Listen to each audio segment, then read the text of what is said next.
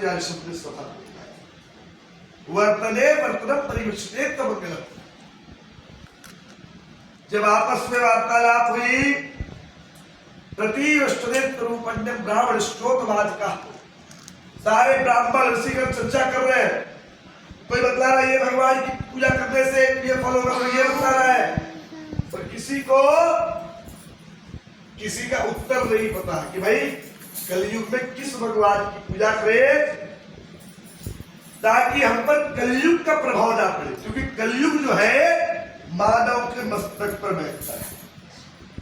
तो इसलिए इंसान चाह करके भी पूजन में मन नहीं लगा, चाहे के बिना कि तन मन धन से ठाकुर जी की पूजा कर ले, तो उसी समय याद आएगा ठाकुर जी की पूजा करते अरे हम उसको करेंगे। ये कौन करवा रहा है?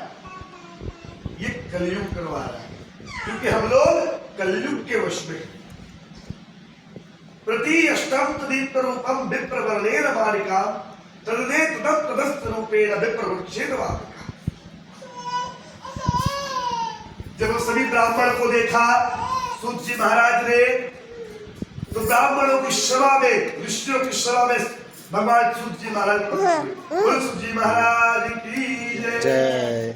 सभी मिलकर खड़े हो गए, देखे भैया सूर्य देवता आ गए, उनको श्रेष्ठ स्थान दिया। कोई दूध ला रहा, कोई दही ला रहा है, कोई चरण रज को धो रहा है, कोई तिलक लगा रहा है, कोई स्वस्तान पढ़ रहा है।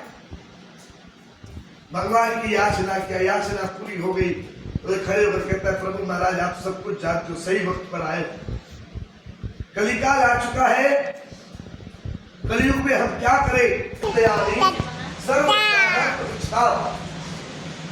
सूत जी महाराज बड़े प्रसन्न हुए, उनसे पूछा प्रभु ऐसा कोई फर्क बतलाइए जिसको करने से आपको कलयुग का प्रभाव मत पड़े। उन्होंने पूछा कि आपको पता है कि कलयुग कब हुआ, जानते हो? तो दूसरा त्रेता, तीसरा द्वापर, चौथा कलयुग। तो अगर आप लोग यतस्वरूपम परिपूर्णम से, जब द्वापर युग समाप्त हुआ तो द्वापर युग में एक राजा परीक्षित हुए जो युधिष्ठिर के परपौत्र है, मतलब दादाजी कौन है? युधिष्ठिर जी है। राजा परीक्षित हुए जिन्होंने ऐसी धर्म की स्थापना की कि हमारा पृथ्वी बिल्कुल पाप युक्त नहीं था, पाप का कोई जगह नहीं था पृथ्वी पर। और जब कलयुग प्रारंभ हुआ ना, तो राजा